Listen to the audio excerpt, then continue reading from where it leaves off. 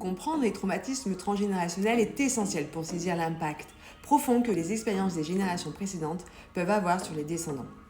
Les afro-descendants portent en eux le fardeau des souffrances endurées par leurs ancêtres et pour lesquelles aucune réparation ni aucun suivi psychologique n'a jamais été proposé. Pendant des siècles, un lourd silence a pesé dans le monde sur la tragédie la plus gigantesque de l'histoire humaine par son ampleur et par sa durée qu'est l'esclavage. C'est d'ailleurs un petit peu la preuve que l'histoire est écrite par les vainqueurs. Or, comme le dit Boris Cyrulnik, psychiatre, ne pas parler d'une tragédie passée, c'est s'y soumettre, c'est s'y asservir. C'est devenir esclave de son passé.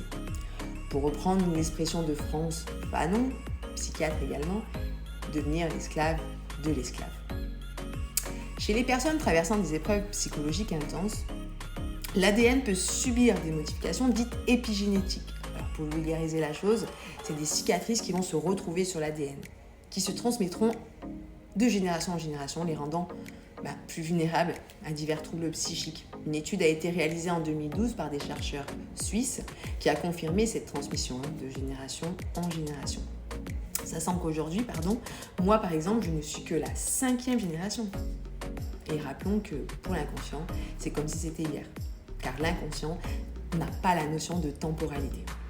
Alors aujourd'hui, je crois que nous devons regarder la vérité en face, car on a beau masquer la vérité, tôt ou tard, elle se dévoile.